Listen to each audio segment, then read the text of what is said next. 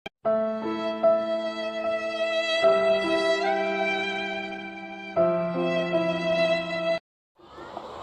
बार श्रद्धा विश्वास के साथ हम लोग जयकारी करें। बोलिए श्री सदगुरु महाराज की जय, श्री सदगुरु महाराज की जय, श्री सदगुरु महाराज की जय।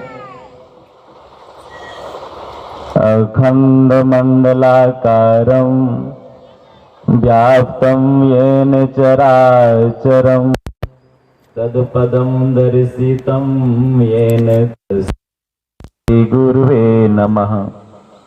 मंगलमूर्ति सद्गुरु मिलवै सर्वाधार, मंगलमय मंगल करन विनवो बारंबार। धन्य धन्य सद्गुरु सुखद महिमा कही न जाय, जो कछु कहो तुम्हारी कृपा मोते कछु न बसाए। अव्यक्त रूप में सर्वत्र विराजमान परम पुरुष परमात्मा के स्वरूप परमाराध्य सद्गुरु महाराज के पावन पाद पद्मों में कोटि कोटि नमन। मंचासीन पूज्यपाद डॉक्टर स्वामी विवेकानंद जी महाराज के श्री चरणों में कोटि कोटि नमन। पूज्यपाद स्वामी निर्मलानंद जी महाराज के श्री चरणों में कोटि कोटि नमन। नित्य वंदनी साधु समाज, उपस्थित धर्म प्रेमी सज्जनों, भक्तिमती माताओं तथा धर्मशिला बहनों, सभी को मेरा कोटि कोटि नमन।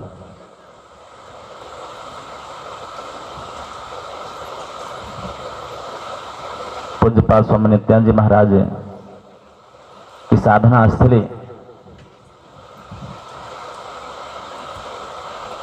महर्षि संत सेवी ध्यान योग आश्रम, जिसकी स्थापना 2002 ईस्वी में हुई थी और आज 2022 ईस्वी है। पूरे 20 वर्ष होने को है। पूज्यपाद स्वामी नित्यानंद महाराज की एक अभिलाषा थी, किस आश्रम पर महर्षि में ही आश्रम कुप्पा घाट भागलपुर से संत महात्मा लोग बराबर आया करें, क्योंकि महर्षि संत श्री ब्रह्म जी महाराज के आदेश से वो झारखंड बिहार के अनेक जिलों के अंतर्गत आश्रम निर्माण के लिए जमीन की तलाश की। जहां मेरा जन्मभूमि है झारखंड वैद्यनाथ धाम, उस क्षेत्र में भी वो बहुत भ्रमण किए थे, लेकिन पर्याप्त मात्रा में आश्रम निर्माण के लिए जगह उपलब्ध नहीं हो रहा था। मैंने एक बार उनसे बहुत पूर्व, जब मैं विद्यार्थी लाइफ में था, मैंने पूछा था कि आप गृह त्याग किस लिए किए थे?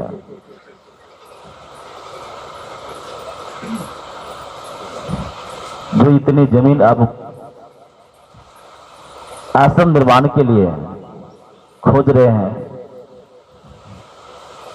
महर्षि लोमस ऋषि अपने जीवन में मात्र एक कुश की चटाई रखते थे और एक कमंडल, जहां संध्या होती थी चटाई सिर से नीचे उतार देते थे, बिछाने के बाद बैठ जाते थे, सूर्योदय होता था फिर चलते थे वो। तो उन्होंने कहा कि संत मत का ज्ञान बहुत गंभीर ज्ञान है। काल समय परिस्थिति के अनुसार से मनुष्यों को रहना चाहिए। उन्होंने कहा कि जब मैं कुप्पागढ़ आश्रम भागलपुर में मैं जब रहता था, गुरु महाराज के आदेश से, और उस समय में महर्षि साहिब स्वामी महाराज व्यवस्थापक थे गुरु महाराज के जमाने में, उनके आदेश से शांति संदेश प्रेस में वो बहुत वर्षों अक्षर संयोजन का काम किया करते थे। मासिक कुछ रुपये भी मिलते थे उनको। उन्होंने कहा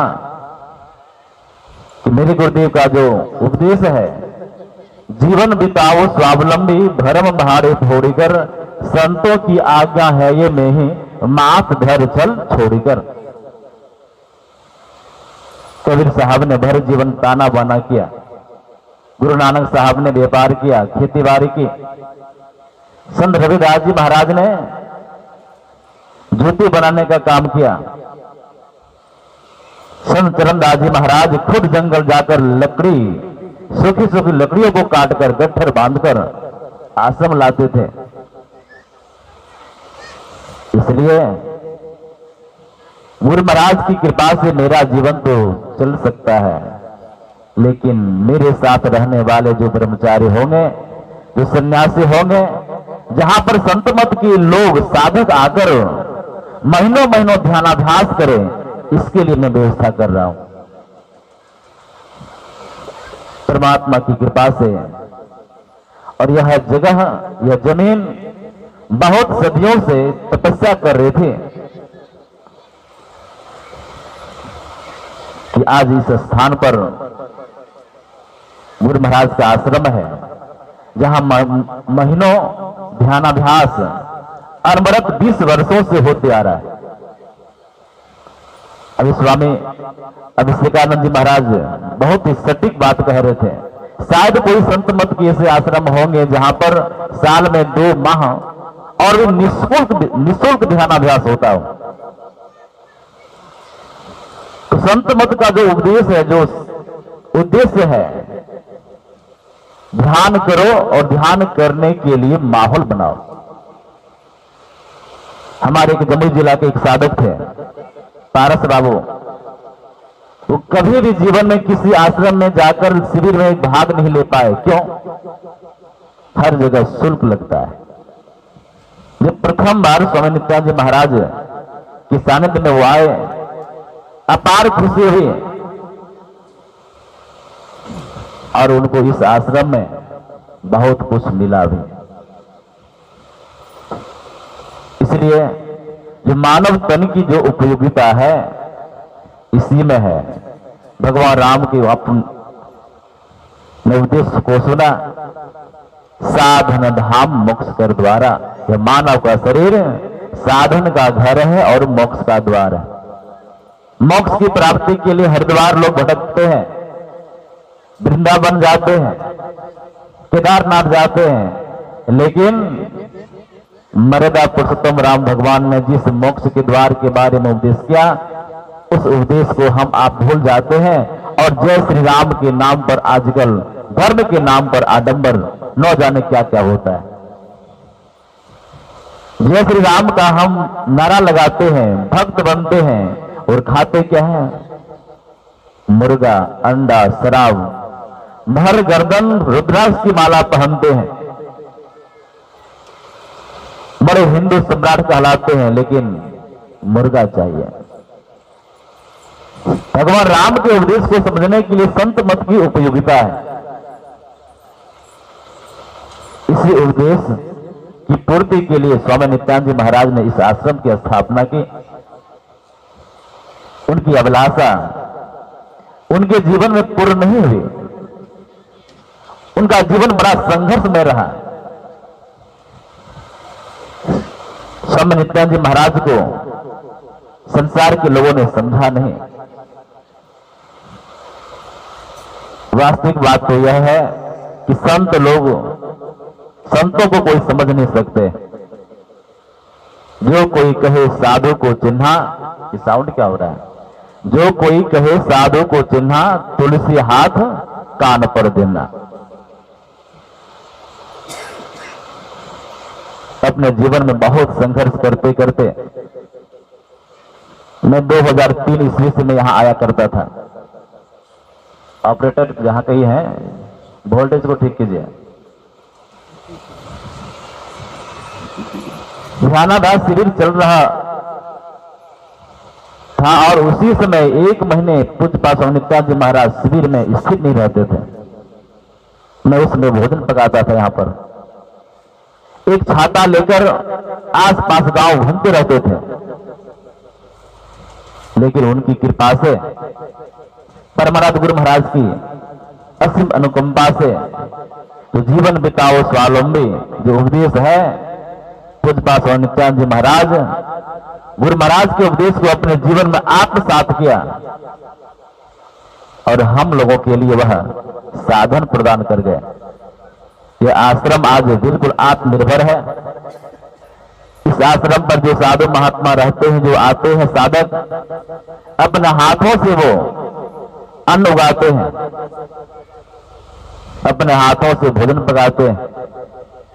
कोई ऐसे शिविर नहीं जहां पर साधु महात्मा लोग भोजन पकाकर साधक को खिलावे, लेकिन यहाँ पर ब्रह्मचारी लोग भोजन बनाकर साधु महात्मा को खिलाते हैं शिविर में।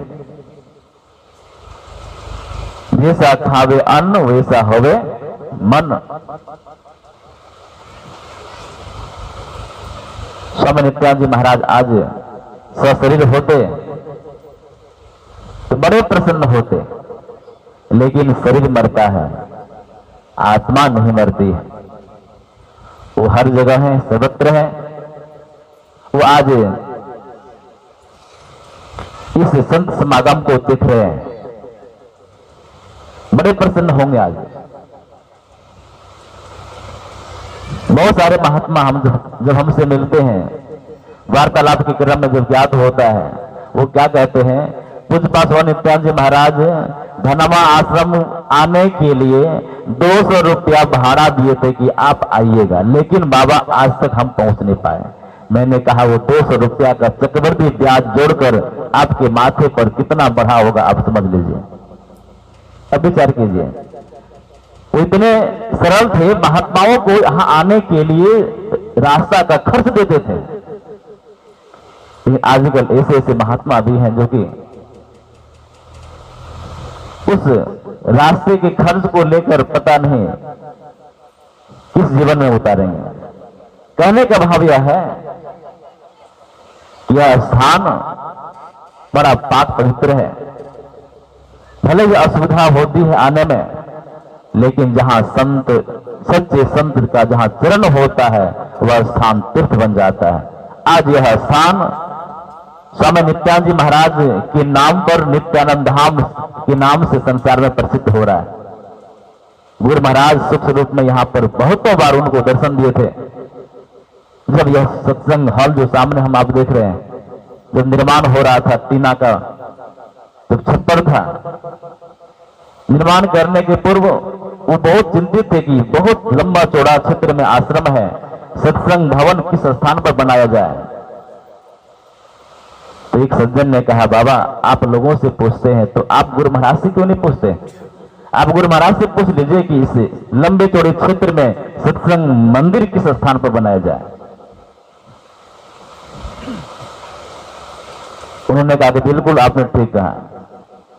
और ब्रह्ममुहूर्त वेला में जब जहां पर उनका स्मृति मंदिर बना हुआ है, जहां उनका निवास कक्ष बना हुआ है, आप लोग देखेंगे, वहीं पर वो लकड़ी, ये जंगल का लकड़ी लाकर मचान बनाकर ऊपर से तार का फट्टी देकर वो रहा करते थे। नीचे भालू रहते थे, ऊपर स्वामी नित्यानंद जी महाराज रहते थे। छाता हर्ष में वो रखते थे और एक कमंडल। जब आंधी तूफान आते थे तो ऊपर का छप्पर तार का उड़कर चला जाता था जंगल।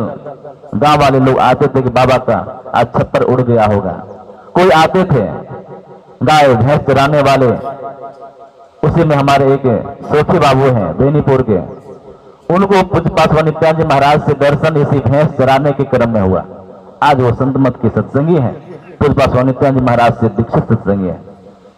तो भैंस चराने वाले को, लकड़ी चुनने वाले को, हल जोतने वाले को पूज्य स्वामी नित्यानंद जी महाराज ने संत मत का ज्ञान देकर, आज संत मत की साधन पद्धति बताकर, सही माने में परमाराध गुरु महाराज का जो उद्देश्य था, संत मत का ज्ञान का प्रचार घर घर में हो, गांव गांव में हो, जहां कोई नहीं जा सके वहां पर हो, वो आज पूरा उन्होंने किया है।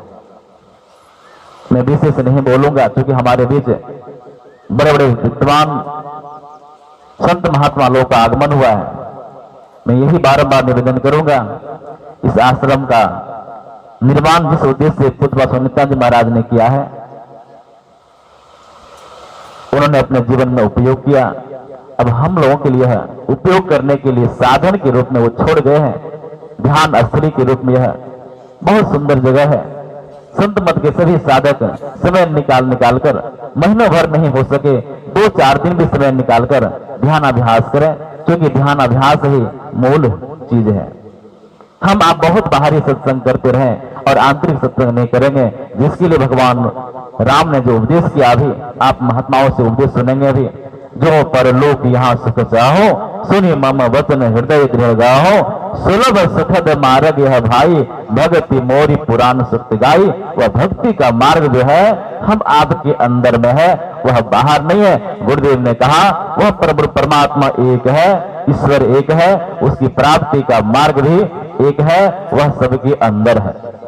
उस अंदर के मार्ग को जानने के लिए हम आप बारंबार सत्संग करते रहें। इसके लिए खान पान को संभालते हुए, सदाचार का पालन करते हुए, संत महापुरुषों के पास जाकर ज्ञान ग्रहण करते हुए साधन भजन करेंगे, इहलोक और परलोक दोनों हमारा सुखद और सुखमय होगा। इन्हीं शब्दों के साथ मैं अपनी वाणी को विराम देता हूँ। बोलिए श्री गुरु महाराज की जय।